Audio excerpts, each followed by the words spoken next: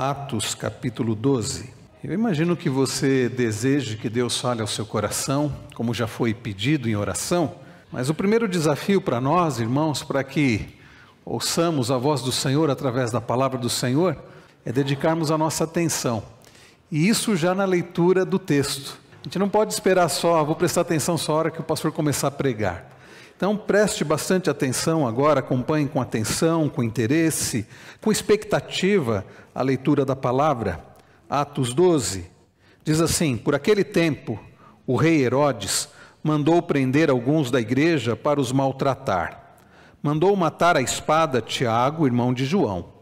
Vendo que isto agradava aos judeus, prosseguiu mandando prender também Pedro. E eram os dias dos pães sem fermento.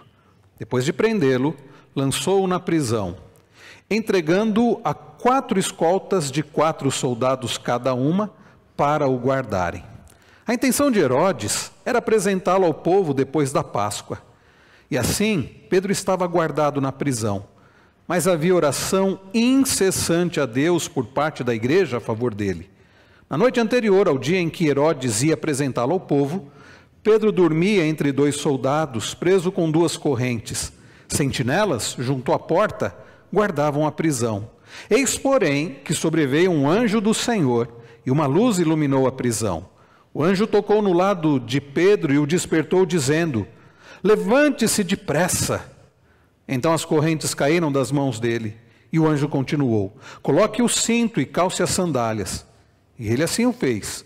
O anjo lhe disse mais: ponha a capa e siga-me. Então, saindo, Pedro o seguia, não sabendo que era real o que estava sendo feito pelo anjo. Ele pensava que era uma visão. Depois de terem passado a primeira e a segunda sentinela, chegaram ao portão de ferro que dava para a cidade, o qual se abriu automaticamente, e saindo, enveredaram por uma rua, e logo adiante o anjo se afastou dele. Então Pedro, caído em si, disse: agora sei que, de fato, o Senhor enviou o seu anjo e me livrou da mão de Herodes e de toda a expectativa do povo judeu. Ao se dar conta disso, Pedro resolveu ir à casa de Maria, mãe de João, também chamado Marcos, onde muitas pessoas estavam congregadas e oravam. Quando ele bateu à porta da frente, uma empregada chamada Rode veio ver quem era. Reconhecendo a voz de Pedro, ficou tão alegre que nem o fez entrar, mas voltou correndo para anunciar que Pedro estava à porta. Então os outros disseram: você ficou louca? Ela, porém, persistia em afirmar que era verdade. Então disseram: é o anjo dele. Enquanto isto, Pedro continuava batendo. Quando abriram a porta, viram-no e ficaram admirados. Ele, porém, fazendo-lhes sinal com a mão para que se calassem, contou-lhes como o Senhor o tinha tirado da prisão e acrescentou: anunciem isto a Tiago e aos irmãos. E saindo foi para outro lugar. Quando amanheceu, houve grande alvoroço entre os soldados sobre o que teria acontecido com Pedro. Herodes, tendo-o procurado e não o achando, submetendo as sentinelas a interrogatório, ordenou que se aplicasse a pena de morte. E descendo da Judéia para Cesareia, Herodes passou ali algum tempo. Havia uma séria divergência entre Herodes e os moradores de Tiro e de Sidom. Estes, porém, de comum acordo, se apresentaram a ele, e depois de obter o apoio de Blasto, que era assessor do rei, pediram paz, porque a terra deles recebia alimentos do país do rei. Em dia designado, Herodes, vestido de traje real, assentado no trono, dirigiu-se-lhe a palavra, e o povo gritava. Dirigiu-lhes a palavra e o povo gritava: é voz de um Deus e não de um homem. No mesmo instante, um anjo do Senhor feriu Herodes, por ele não haver dado glória a Deus, e comido de vermes morreu. Entretanto, a palavra de Deus crescia e se multiplicava. Barnabé e Saulo, cumprida a sua missão, voltaram de Jerusalém, trazendo consigo João, também chamado Marcos. Até aqui, palavra do Senhor. Vamos mais uma vez orar. Pai Celestial, como já foi pedido, mais uma vez, rogamos que o Senhor fale ao nosso coração através da Tua palavra. Não permita que nada nos tire a atenção de ouvirmos a voz do Senhor através da Tua palavra. Todas estas bênçãos pedimos por nós e pelas crianças, e também por aqueles que nos acompanham pela transmissão. Em nome de Jesus, aquele cujo amor é grande, é largo, um amor eterno, um amor perfeito. É no nome dele que oramos gratos. Amém. Certamente você, depois de alguma notícia avisando ou declarando algum perigo, um perigo iminente, ficou angustiado. Certamente deve ter passado pela sua cabeça coisas do tipo: e agora? O que vai ser da minha vida? Ou diante dos acontecimentos, irmãos, que envolvem a igreja, diante de tanta perseguição, algumas perseguições nesse mundo, perseguições concretas de cristãos sendo presos e mortos, outras perseguições como no nosso país, perseguições veladas, mas que têm como objetivo calar o povo de Deus, tem como objetivo destruir a igreja do Senhor. Talvez você já tenha ficado angustiado, pensando: e agora? O que vai ser da igreja? Sabe, queridos, o que por vezes nos falta é a compreensão de quem Deus é e do plano de Deus, ou mesmo o que nos falta é lembrar quem Deus é e o plano de Deus. Uma das doutrinas por vezes esquecidas, e é uma doutrina tão preciosa, é a chamada doutrina da providência de Deus. Já ouviu falar sobre essa doutrina? Conhece essa doutrina? Essa doutrina tão preciosa nos fala a respeito de um Deus que tem todo o poder. É o Deus que dirige e rege esse universo, cada detalhe desse universo. E Ele o faz para a glória dEle e para o bem do seu povo. Você entendeu bem? Deus, o Deus grandioso, o Deus altíssimo, como nós lemos ainda há pouco no Salmo, é aquele que dirige todas as coisas, governa todas as coisas, e Ele o faz para a glória dEle mesmo e para o bem do seu povo. Nós, queridos, não podemos nos esquecer que a nossa vida não está entregue à nossa sorte, que nós não dependemos de destino e que o povo de Deus está bem guardado pelas mãos do Senhor. Falando sobre essa preciosa doutrina, quando nós, por exemplo, olhamos para o Catecismo de Heidelberg, na questão 27, cuja pergunta é: o que é a providência de Deus? A resposta é o poder onipotente e onipresente de Deus, pelo qual, como que por sua mão, Ele sustenta o céu e a terra com todas as criaturas, e os governa de tal modo que ervas e plantas, chuva e seca, anos frutíferos e estéreis, comida e bebida, saúde e doença, riqueza e pobreza, todas as coisas não nos vêm por acaso, mas de sua mão paternal. É um Deus, queridos, que governa todas as coisas e dirige todas as coisas. E não é um Deus mau, é um Deus que o faz com a sua mão paternal, ou seja, para o bem do seu povo. A Confissão Belga, no artigo 13, a respeito da providência de Deus, diz: cremos que este bom Deus, depois de haver criado todas as coisas, não as abandonou ao destino e ao acaso, mas segundo a sua santa vontade, Ele as dirige e governa de tal modo que neste mundo nada acontece sem um arranjo ordeiro de Deus. O Catecismo Maior de Westminster, um dos nossos símbolos de fé, na questão de número 18, quais são as obras da providência, responde: as obras da providência de Deus são a sua mais santa, mais sábia e mais poderosa preservação e governo de todas as suas criaturas, ordenando-as e todas as ações delas para a sua glória. Ordenando-as e todas as ações delas para a sua glória. E por final eu quero citar um outro símbolo de fé, da nossa igreja, que é a Confissão de Fé de Westminster, a respeito da providência. No capítulo 5 diz: Deus, o grande Criador de todas as coisas, sustenta, dirige, dispõe e governa todas as criaturas, ações e coisas, desde a maior até a menor, por meio de sua providência sábia e santa, de acordo com a sua presciência infalível e soberano e imutável conselho de sua própria vontade, para louvor da glória de sua sabedoria, poder, justiça, bondade e misericórdia. Se vocês prestaram bastante atenção, vocês viram que em todas essas definições tão preciosas destes documentos valiosos, é retratada a providência de Deus como a ação de Deus, o governo de Deus, que é poderoso, que é sábio, e Ele o fazendo para o bem do seu povo e para a glória do seu próprio nome. Nós, queridos, precisamos ter em mente estas verdades maravilhosas. Existe um Deus que dirige todas as coisas, e Ele não é um Deus mau, porque de nada valeria para nós se existisse um Deus poderoso, mas que fosse mau. Mas, para o nosso bem, graças a Deus por isso, Ele é um Deus que dirige todas as coisas de forma soberana, para o bem do seu povo. Ele é um Deus bom, benevolente, misericordioso. E é por isso, queridos, que não podemos perder de vista essas verdades bíblicas.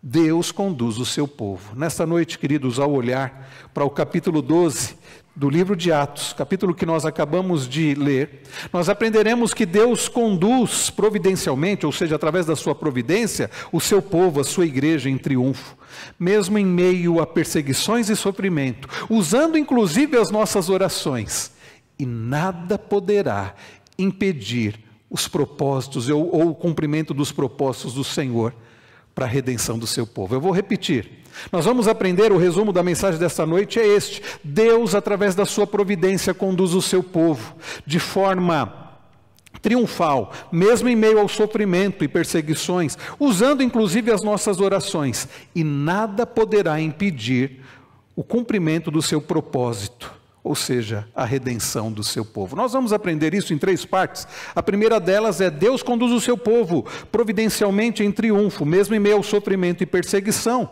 de acordo com o seu propósito. Olhe comigo novamente, verso de número 1, a partir do verso de número 1. Por aquele tempo, o rei Herodes mandou prender alguns da igreja para os maltratar. Mandou matar à espada Tiago, irmão de João. Vendo que isto agradava aos judeus, prosseguiu, mandando prender também Pedro. E eram os dias dos pães sem fermento. Queridos, nós temos olhado para este precioso livro da palavra do Senhor, e nós temos aprendido como Deus conduz a sua igreja, desde o capítulo 1.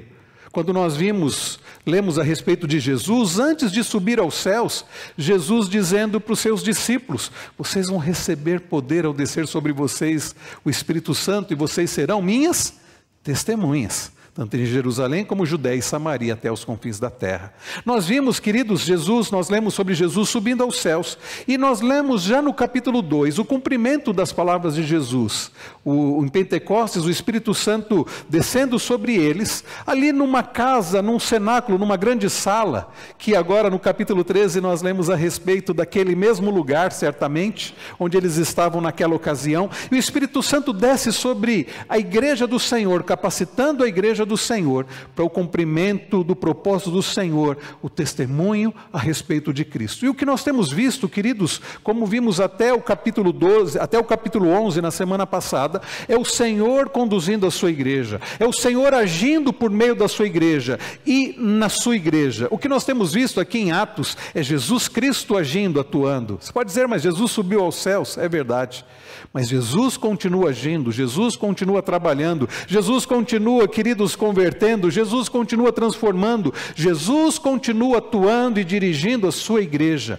mesmo ele estando nos céus. Ele tem feito isso através do seu Espírito, e Ele tem feito isso, meus irmãos, usando as nossas vidas e através das nossas vidas, e Deus tem feito isso, o Senhor tem feito isso até hoje. Na semana passada, meus irmãos, nós vimos sobre a igreja do Senhor em dias de fome, em dias de dificuldade, a igreja agindo em amor com responsabilidade. Lucas, que foi quem fez o relato, né, dessa história, ele, depois de nos primeiros capítulos falar da igreja em Jerusalém, ele, como nós vimos nos últimos capítulos, ele se dirige ao avanço do evangelho em Antioquia, uma cidade tão importante naquela época do Império Romano. E agora, ao olharmos para o capítulo 12, nós vemos que Lucas volta a atenção no relato a Jerusalém. Por isso que ele diz: por aquele tempo, e ele se refere agora, ele vai falar sobre um homem chamado Herodes. Agora é curioso que estamos voltando então para o relato em Jerusalém, e aqui nós lemos sobre Herodes. Que Herodes é esse? Esse Herodes é Herodes Agripa I. Não é Herodes lá de Mateus 2, não é Herodes o Grande. Houve um homem chamado Herodes o Grande, que quando nós lemos em Mateus 2, nós lemos a respeito daquele homem terrível que intentou matar Jesus já no nascimento de Jesus. Quando ele fica sabendo do nascimento a respeito do nascimento do Messias, do Salvador, e com medo de perder ali o seu reinado, para aquele que seria o rei dos judeus, ou o rei dos reis, ele tenta descobrir onde Jesus havia nascido, e ele intenta a morte de Jesus mandando matar as crianças naquela época. Homem terrível, homem sanguinário. Mas não é desse Herodes que Lucas fala aqui no capítulo 12, nem tampouco de um outro Herodes chamado Herodes Antipas, filho de Herodes o Grande. Herodes Antipas, que foi filho de Herodes o Grande, foi rei durante o ministério de João Batista e de Jesus. Aliás, foi por intermédio desse Herodes Antipas que João Batista foi morto. Foi por intermédio dele. Mas esse Herodes que nós estamos lendo aqui em Atos 12 é Herodes Agripa I, sobrinho de Herodes Antipas, neto de Herodes o Grande, tão terrível quanto o seu avô, tão terrível quanto o seu tio. Um homem, meus irmãos, e nós podemos ver nessa dinastia de Herodes, uma dinastia que tem a ver com a semente da serpente. Pessoas que não tinham comprometimento com Deus, pessoas que tinham comprometimento consigo mesmas, com a glória pessoal, que queriam ser beneficiadas e que queriam a glória pessoal, pessoas que tinham como por intenção o extermínio do povo de Deus. E quantos Herodes ainda existem até os dias de hoje? Gente que quer exterminar, que quer que o povo de Deus seja exterminado. E, queridos, este homem, Herodes Agripa I, nos diz o texto que ele mandou prender alguns da igreja, com qual propósito, com qual objetivo, com qual motivação? Para os maltratar. É uma maldade, e é curioso porque não diz que ele fez isso com outros grupos de outras religiões. Ele fez isso com os cristãos, alguns da igreja, para os maltratar. E pode ser dito que ele fez isso porque isso iria de alguma forma auxiliá-lo politicamente. Esse Herodes aqui, Herodes Agripa I, ele havia recebido um poder para reinar ali naquela região da Judéia, por parte do imperador romano, e ele tinha os seus interesses, sem dúvida alguma, interesses pessoais, interesses de enriquecimento, de poder, de glória. Mas, no fundo, meus irmãos, o que motivava o coração perverso daquele homem, o que tem motivado muitos corações nos dias de hoje, são ações contra Deus e contra o povo de Deus. E é por isso que ele tinha prazer no maltrato daqueles que pertenciam ao Senhor. E vejam que, no verso de número 2, ele mandou matar a espada Tiago, irmão de João.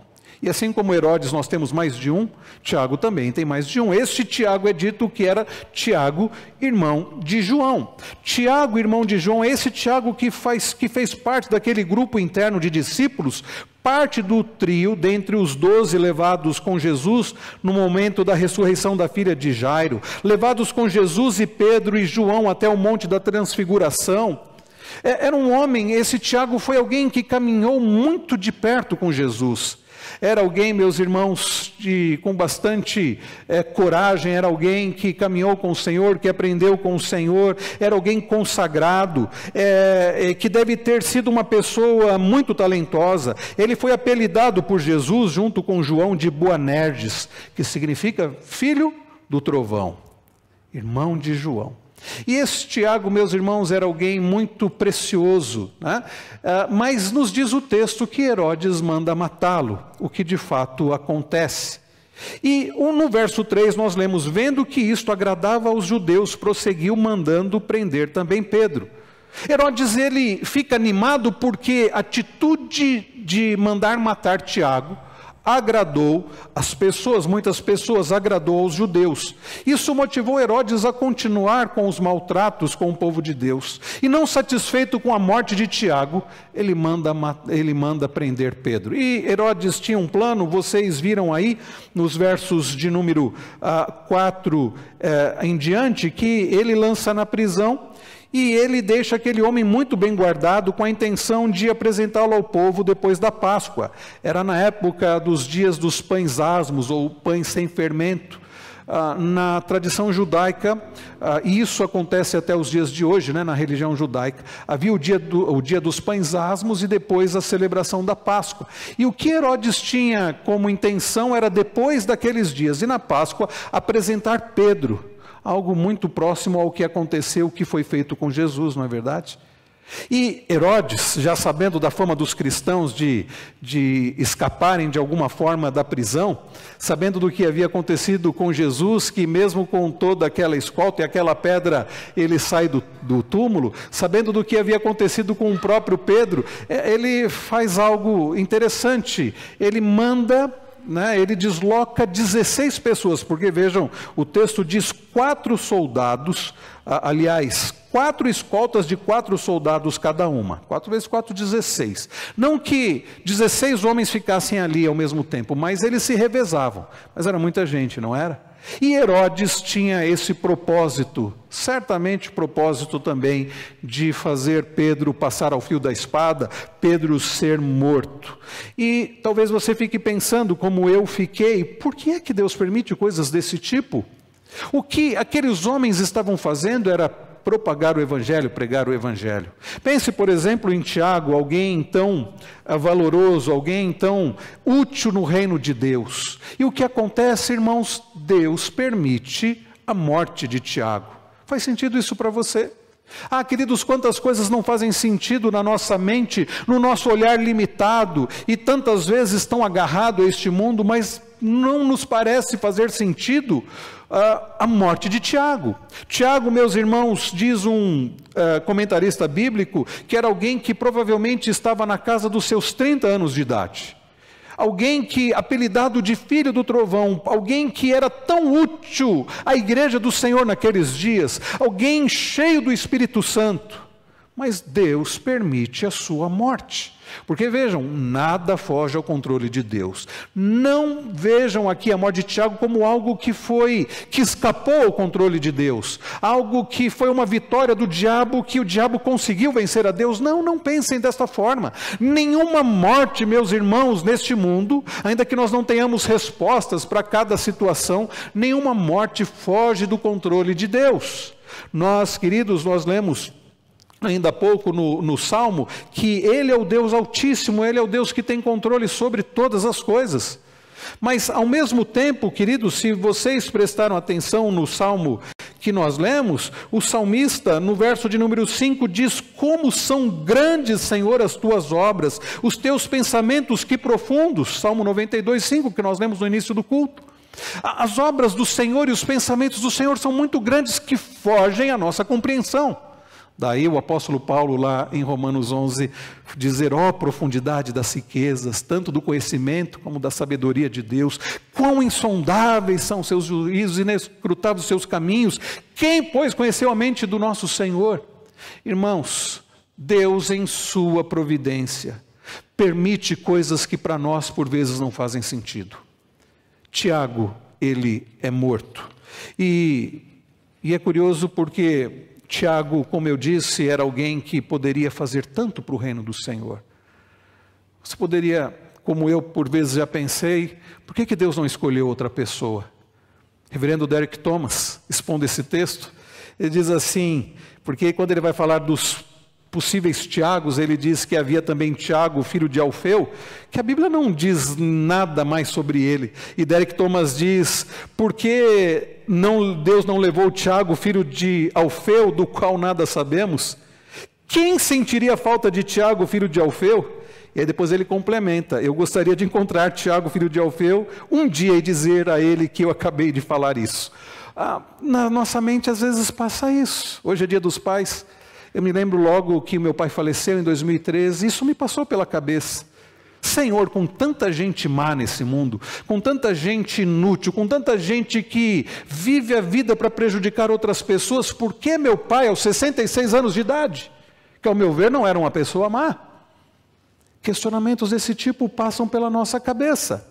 Imaginem, irmãos, quantas pessoas que o Senhor levou e que estavam na casa dos seus 20, 30 anos de idade. Pensem, por exemplo, em alguns dos missionários, David Brainerd, Henry Martin, Jim Elliot, todos os quais morreram na casa dos seus 20 ou 30 anos de idade. Ontem nós celebramos os 164 anos da Igreja Presbiteriana do Brasil, não é verdade? 12 de agosto, foi em 12 de agosto de 1859, que chegou ao Brasil, que desembarcou ali no Rio de Janeiro, um homem chamado Archibald Green Simonton.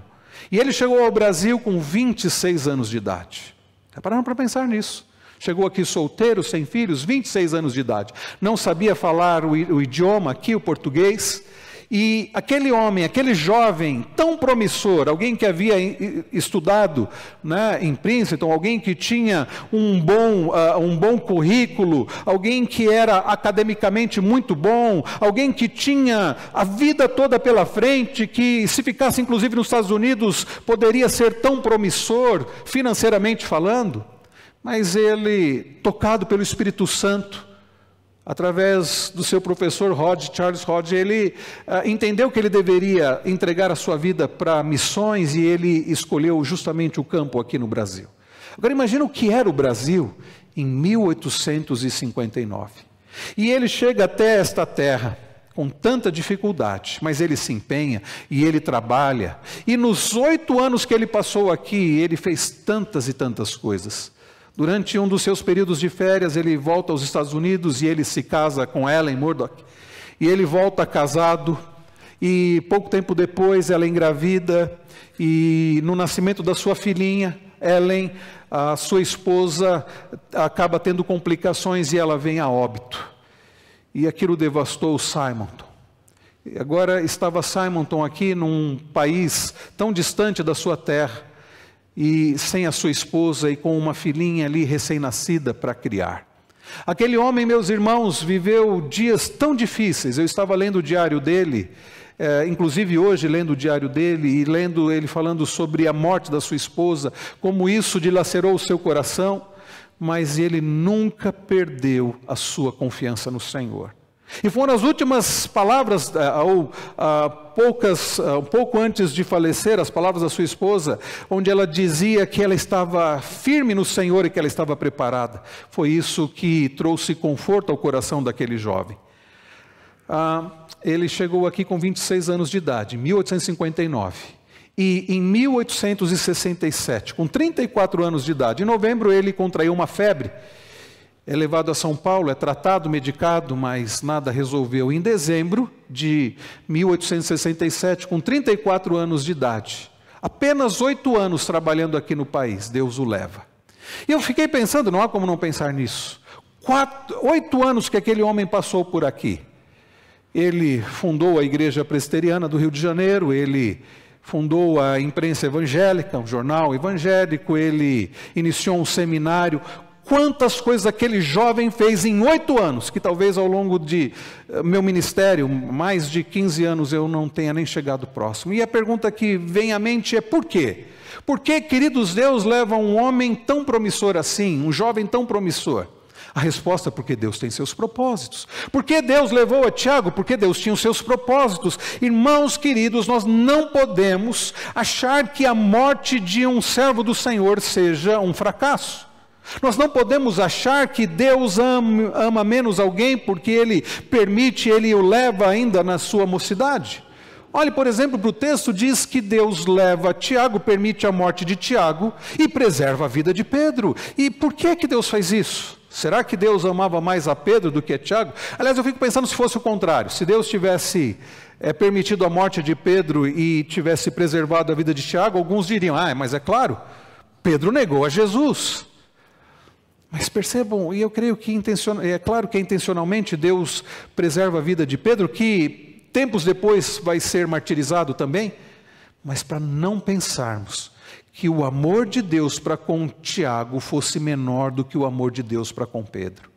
Assim como não foi o amor de Deus por Simonton menor do que o amor de Deus para com seu cunhado Alexander Blackford, que permaneceu aqui, fundou a igreja em São Paulo e continuou o ministério aqui do presbiterianismo em nosso país. Queridos, Deus permitir a morte do seu santo não significa falta de amor.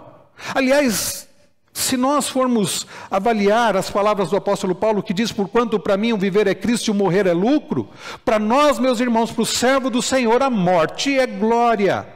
A morte é lucro, porque o crente em Cristo Jesus, quando parte deste mundo, diz-nos as Escrituras que o espírito já vai para Deus e já passa a desfrutar num estado de gozo, de alegria, de satisfação na presença do Senhor.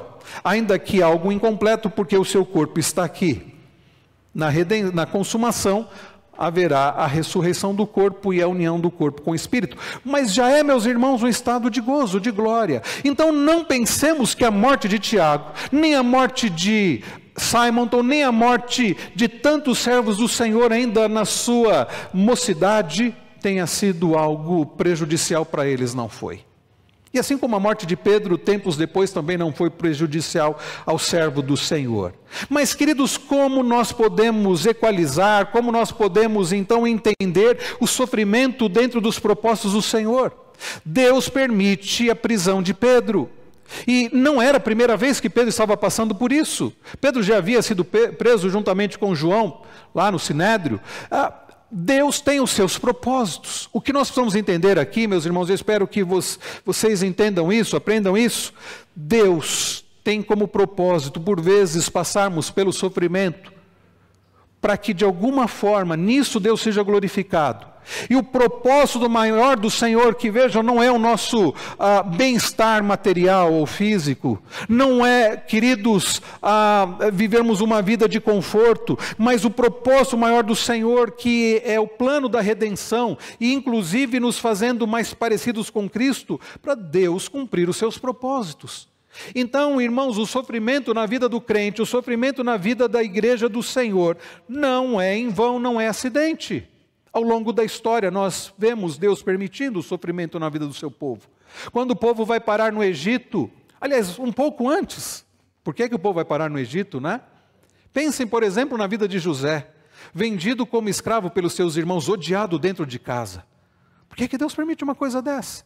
E aí então ele é levado como escravo, vai parar no Egito, ali ele vai servir na casa de um homem chamado Potifar.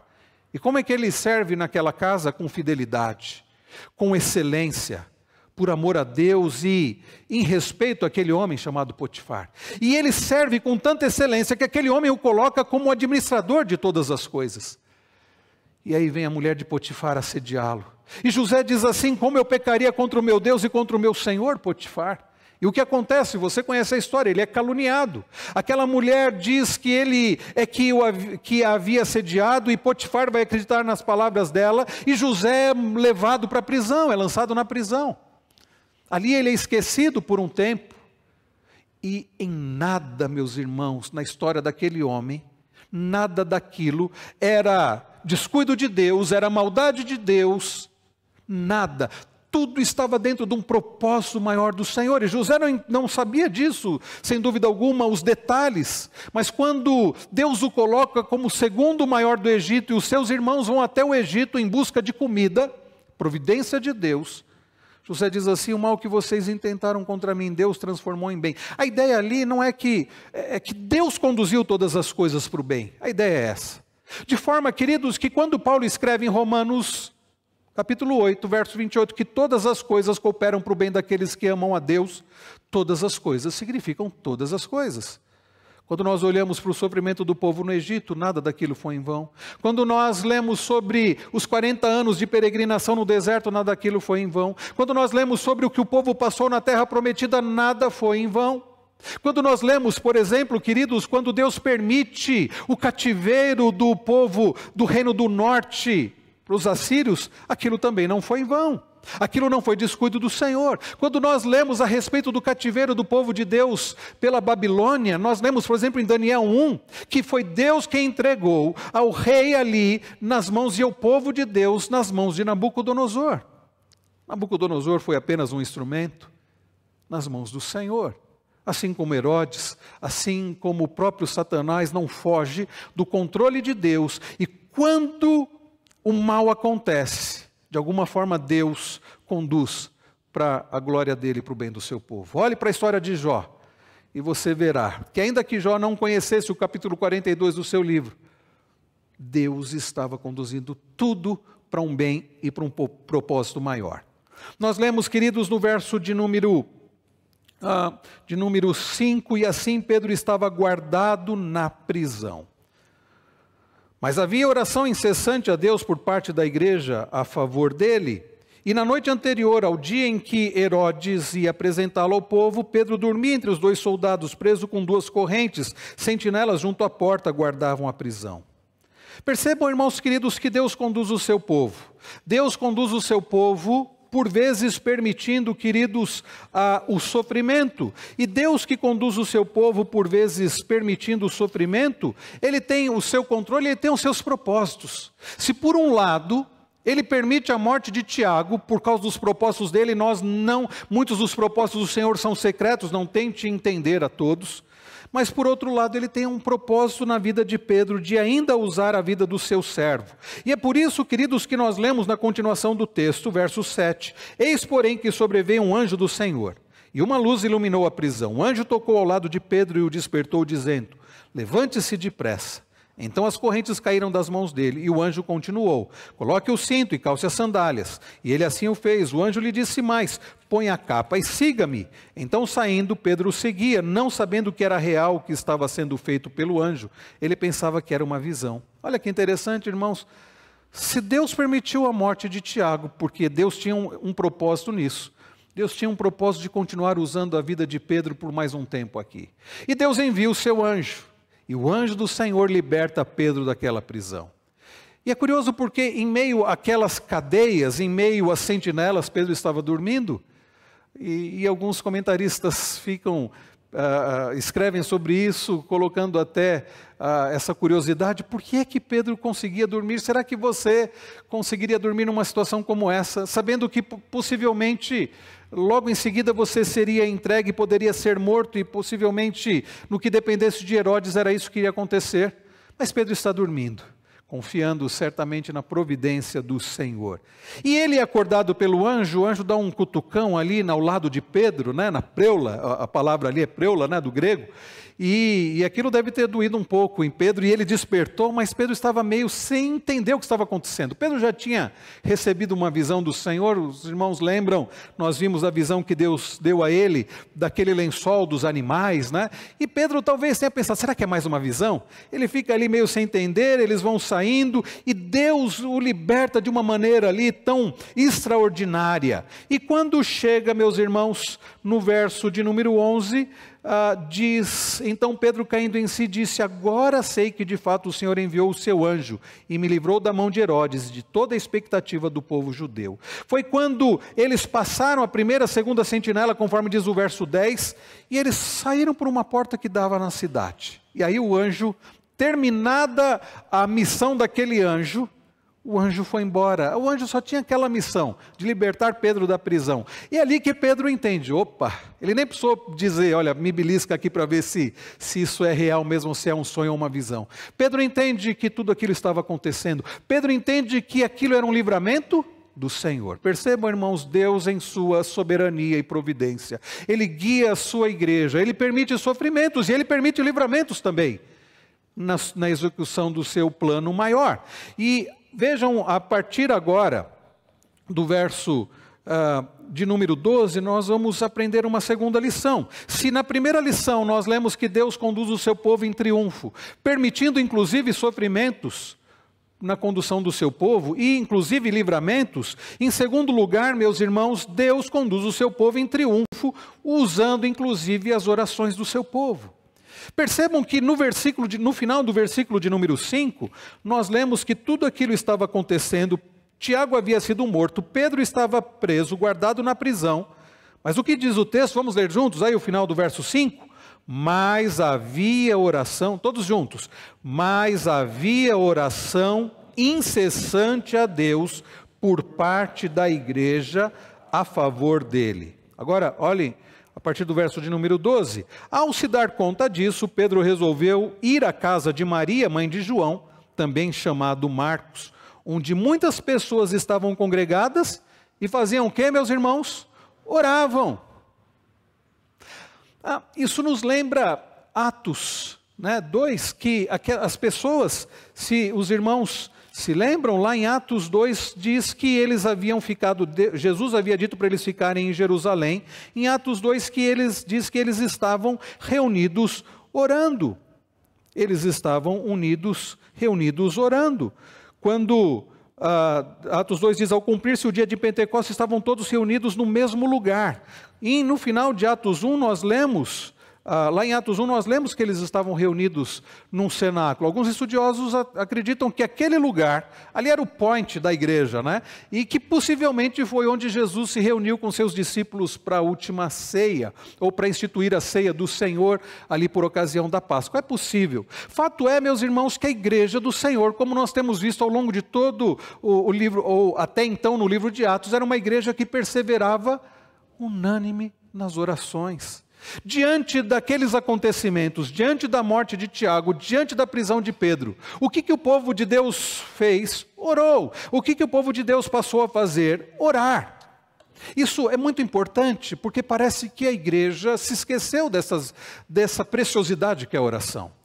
Às vezes, irmãos, e eu tenho visto isso, diante das notícias, dos acontecimentos, nos pegamos preocupados e ficamos falando e ficamos postando coisas e nos revoltamos e questionamos e tentamos nos articular de alguma forma e colocamos a nossa esperança em poderios humanos, políticos e deixamos de fazer o mais importante. O que é o mais importante?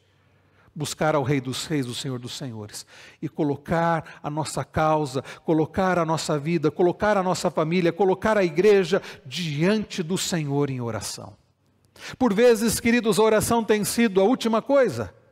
E não foram poucas as vezes que eu ouvi gente dizendo o seguinte: pastor, agora é só Deus na causa.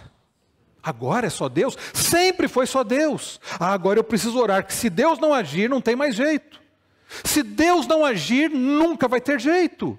Porque, irmãos, mais uma vez, voltando à doutrina da providência, Deus dirige todas as coisas. É verdade que por vezes Deus age de maneira ordinária e por vezes de maneira extraordinária. É que nós não conseguimos enxergar no ordinário a mão de Deus. Fulano de tal fez isso, então deu certo. A mão de Deus. Eu fiz isso e surgiu essa oportunidade e eu trabalhei e eu aproveitei a oportunidade. A mão de Deus.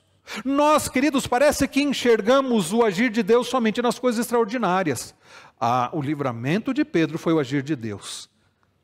Mas a morte de Tiago também estava dentro do agir de Deus. E quando Deus permite, e ali foi um anjo, mas se Herodes tivesse mudado de ideia, tivesse resolvido soltar a Pedro, ainda assim seria o agir de Deus. Quando nós olhamos para Neemias, e nós tivemos a exposição desse precioso livro no ano passado, quando nós lemos sobre daquele império medo-persa, alguém chamado Artaxerxes, que tem como copeiro um homem chamado Neemias, e que é interpelado por Neemias a respeito da situação do povo de Deus em Jerusalém, nós vemos a mão de Deus. É Deus inclinando o coração do rei, é Deus agindo soberanamente de forma ordinária e extraordinária, é Deus conduzindo a história, é Deus conduzindo o seu povo. Irmãos, não foi diferente ao longo de toda a história do povo de Deus. Quantas vezes, meus irmãos, Deus agiu, e Deus agiu soberanamente, usando a oração do seu povo. Não é curioso isso e maravilhoso isso? O Deus soberano que pode fazer o que quer e faz o que quer através do seu poder, em sua soberania, Ele resolveu, isso foi decisão de Deus, usar as nossas orações para cumprir o seu propósito já estabelecido. Eu gosto muito de um livro chamado A Mão Invisível, esse livro aqui, A Mão Invisível, do falecido Robert Charles Sproul, teólogo presbiteriano. Sproul escreveu esse livro, A Mão Invisível, e é curioso porque num dos capítulos, o capítulo 20, ele trata sobre providência e oração. Eu estava revisitando este livro essa semana, e ele diz o seguinte: lembramos que Deus tem um plano eterno de redenção, um plano traçado em seus mínimos detalhes. Não tenha dúvida disso. Deus tem um plano eterno de redenção, um plano traçado em seus mínimos detalhes. Deus tem um propósito, fim e objetivo para esse plano de redenção. O Deus que estabeleceu esse plano tem um propósito, tem meios para executar o seu plano. E então Sproul disse, todas as coisas não estão só cooperando juntamente para o nosso bem, estão também trabalhando em conjunto para a realização do propósito eterno de Deus. A sua providência não se aplica apenas aos fins, mas também aos meios que visam a esses fins. O Deus que ordenou os fins também ordenou os meios. O que Sproul está dizendo aqui, irmãos, é o seguinte: o Deus que já tem o seu plano da redenção já estabelecido e ele vai cumprir, ele resolveu, como um dos meios para executar o seu plano, as nossas orações. O que significa que nós devemos orar, não porque Deus dependa das nossas orações, não porque a nossa oração vai mudar a vontade de Deus, mas porque Deus, em sua soberania, resolveu agir através também das nossas orações. De forma que quando nós oramos e Deus responde a oração e Deus cumpre, não é que isso mudou a vontade de Deus, mas é que isso já estava dentro inclusive da vontade de Deus para executar os seus propósitos. Sproul diz, a sua providência não se aplica apenas aos fins, mas também aos meios que visam esses fins. Um meio é um veículo pelo qual algo é realizado. Portanto, em termos simples, Deus ordena os meios para os fins, bem como os próprios fins. Ele usa os meios como causas secundárias, debaixo da supervisão e do governo da sua causalidade primária. Quando a igreja ora, Deus usa essa oração e ele cumpre os seus propósitos. Nosso irmão Pablo, membro dessa igreja, ele já está há alguns anos trabalhando, morando na Europa, mais especificamente na Espanha. E na semana que passou ele esteve em Londres e ele estava visitando algumas igrejas e ele mandou mensagem: pastor, é difícil, muitas igrejas fechadas. E aí eu perguntei para ele: você já foi até o Tabernáculo Metropolitano de Londres, a igreja de Spurgeon? Ele diz: não fui, eu vou amanhã então. E aí ele foi. E ele nos mandou algumas fotos, alguns vídeos. E o Tabernáculo Metropolitano de Londres foi onde pregou Charles Spurgeon por muitos anos. Aquele ficou conhecido como o príncipe dos pregadores, e me fez lembrar, ao ver as fotos daquele local, a história. E eu já contei aqui algumas vezes, quando Spurgeon recebeu um grupo de seminaristas querendo conhecer a igreja. Spurgeon disse: vou mostrar a vocês a sala de aquecimento da igreja. E Spurgeon vai levá-los até uma sala onde o povo de Deus estava reunido, clamando ao Senhor e orando ao Senhor. Spurgeon disse: eis aqui, jovens, a sala de aquecimento da igreja. Certa feita disseram para Spurgeon: se tivesse que tirar as coisas, os trabalhos da igreja, qual seria o último a ser retirado? Spurgeon disse: a reunião de oração. Não que Spurgeon concordasse que os trabalhos da igreja fossem retirados, mas numa hipótese ele disse: o último a ser retirado seria a reunião de oração. E em quantas pregações aquele homem enfatizou a importância da oração da igreja. Irmãos, nós nos reunimos aqui às terças-feiras à tarde, não porque não temos o que fazer, mas porque nós cremos que devemos orar. E aí nós nos reunimos aqui, uma reunião de oração dirigida pelas mulheres, pelas senhoras dessa igreja, para clamar pelas famílias, para clamar pela igreja, para clamar pela nossa nação. E nós temos tido tantas respostas, não é isso, meus irmãos? Nós temos visto Deus agindo. Ou vocês acham que o que tem acontecido, inclusive nesta igreja, é fruto do acaso? É Deus agindo poderosamente, usando inclusive as nossas orações. Quantas pessoas, queridos, que se dobram dia após dia de joelhos, clamando ao Senhor por essa igreja, pela liderança dessa igreja, para o crescimento dessa igreja, para a santificação dessa igreja. Quantas pessoas, meus irmãos, clamando em favor do povo de Deus. Nós nos reunimos aqui, queridos, também. Nós temos inclusive a reunião de oração online.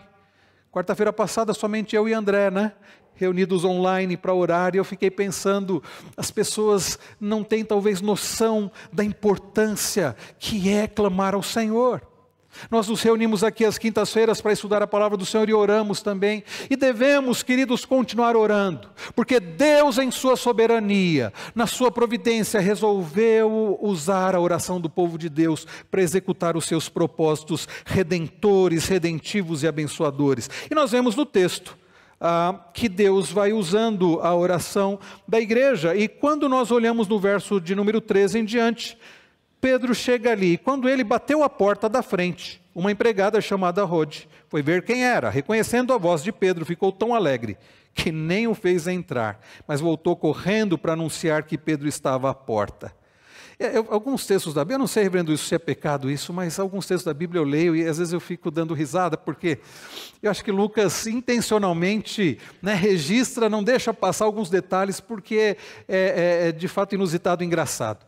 Rode uma serva, né, uma empregada, ela vai lá, Pedro está batendo a porta, Pedro, ele logo pensa na igreja, e por isso que a gente acredita que ali era o point mesmo dos irmãos, porque Pedro vai logo ali para aquela casa, para aquele cenáculo, encontrar os irmãos, e Pedro certamente está ansioso para rever os irmãos, contar o que havia acontecido, e Rode vai, quando ela ouve a voz de Pedro, ao invés dela abrir a porta, o que ela faz?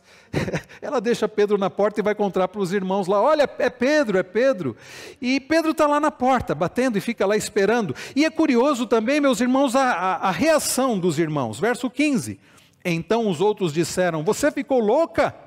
Eles não acreditam, eles estão orando, eles estão clamando a Deus. Certamente, irmãos, eu não creio que eles não acreditavam no poder de Deus, senão eles não estariam orando. É que talvez eles pensassem que Deus poderia responder num outro tempo, né? Num tempo que não fosse o deles ali, e eles acham que ela estava louca. E ela, porém, persistia em afirmar que era verdade. Então eles disseram, é o anjo dele. Deve ser um fantasma de Pedro, deve ser o espírito de Pedro, deve ser um anjo de Pedro. Eles não acreditam, não entendem que de fato era Pedro. Olha o verso 16. Enquanto isso, Pedro continuava batendo. Esqueceram Pedro lá. Quando finalmente, irmãos, abriram a porta, viram-no e ficaram admirados. E aí, meus irmãos, eles ficam espantados. E é assim que tem acontecido ao longo da história. O povo de Deus tem clamado ao Senhor. Deus responde, não do jeito que a gente quer, na hora que a gente quer. Por vezes a resposta do Senhor é diferente do que nós desejamos. Mas Deus sempre responde. E responde conforme a vontade dEle, que é boa, perfeita e agradável. Deus não libertou Tiago. Não que a igreja não tivesse orado por Tiago. É que Deus tinha um outro propósito.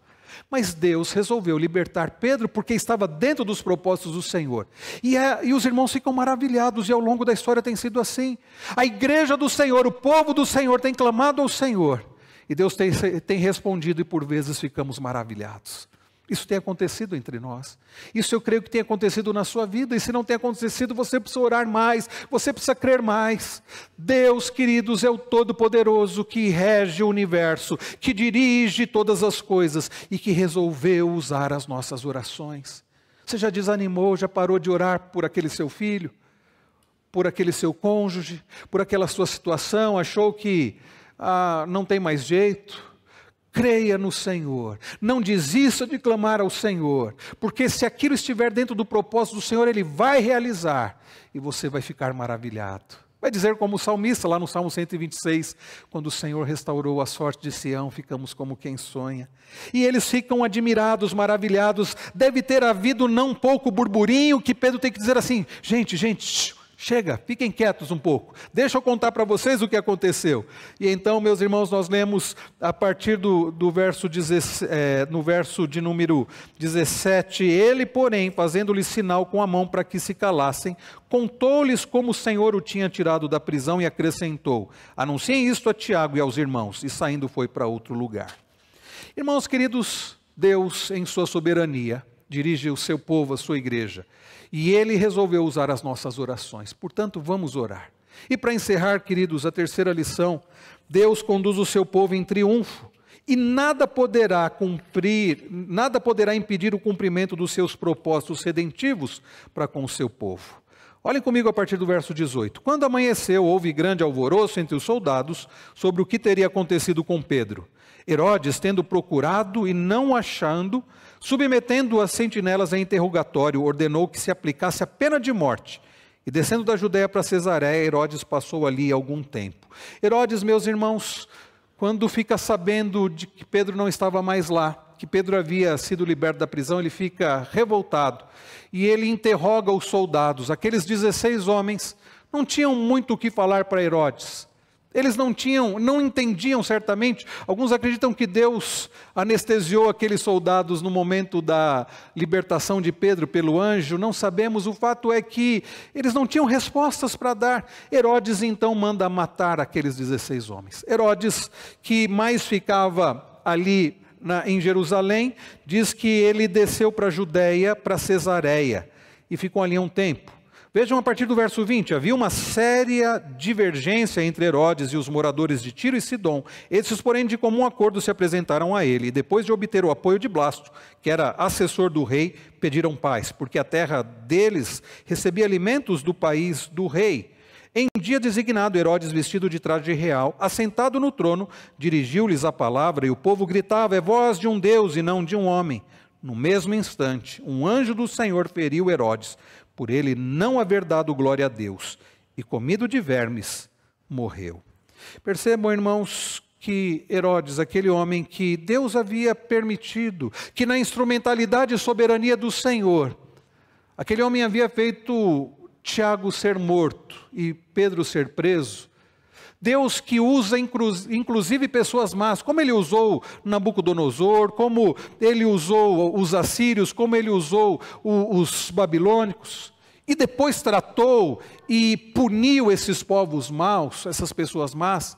Deus agora está tratando com Herodes. Herodes, que gostava de ser exaltado, numa época de fome, como nós vimos no domingo passado, era uma época de fome, e alguns, e não eram judeus certamente, aqueles que passaram a prestar adoração a Herodes, e Herodes gostou daquilo, Herodes aceitou aquela adoração. Ele vestido, com seus trajes reais, sentado no trono, ele ouve as pessoas dizendo: essa não é a voz de um homem, é a voz de um Deus.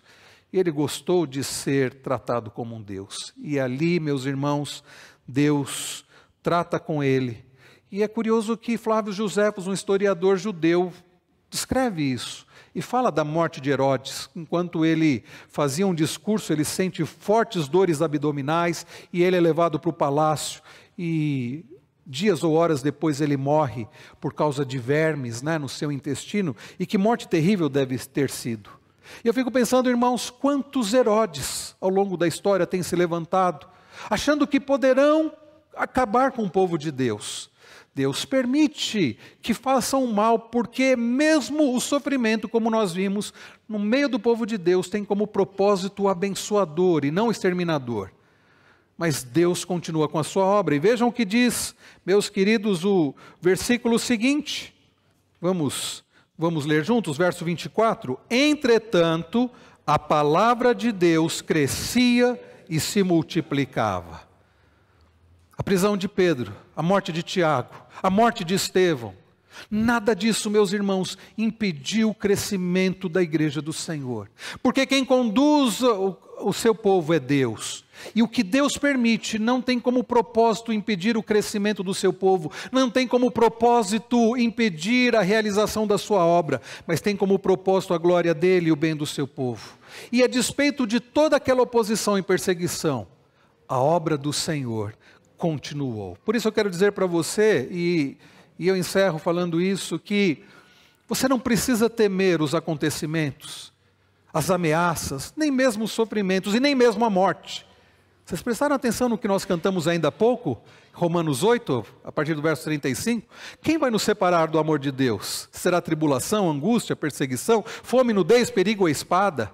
Porque eu estou bem certo de que nem morte, nem vida, nem coisas do presente, nem do porvir, nem poderes, nem altura, nem qualquer outra criatura, diz Paulo, poderá nos separar do amor de Deus que está em Cristo Jesus. Irmãos queridos, nada vai impedir o avanço do Evangelho.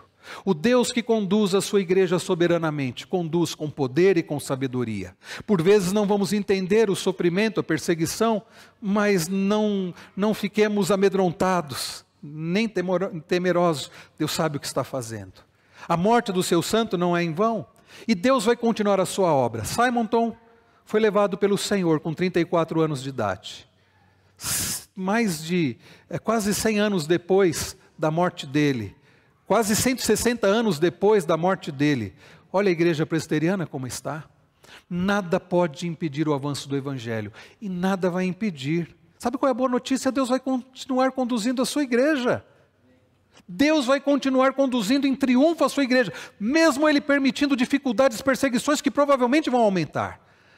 Mas o dia do Senhor vai chegar, e Ele, meus irmãos, vai até o dia final conduzir, cuidar, zelar e sustentar a sua igreja. Eu li uma frase essa semana que eu até compartilhei com alguns irmãos. John Piper, no livro Providência, ele diz: para os que creem em Cristo, a soberania de Deus no sofrimento não é um problema inexorável, mas sim uma esperança infalível. Significa que no sofrimento do cristão, nem Satanás, nem o homem, nem a natureza, nem acasos exercem o controle decisivo. Deus é soberano sobre o sofrimento. E isso significa que o sofrimento não é desprovido de significado. Não é ira, não é destrutivo, não é injustificado ou descuidado. É proposital, medido, sábio e amoroso. O Deus da igreja vai continuar conduzindo o seu povo.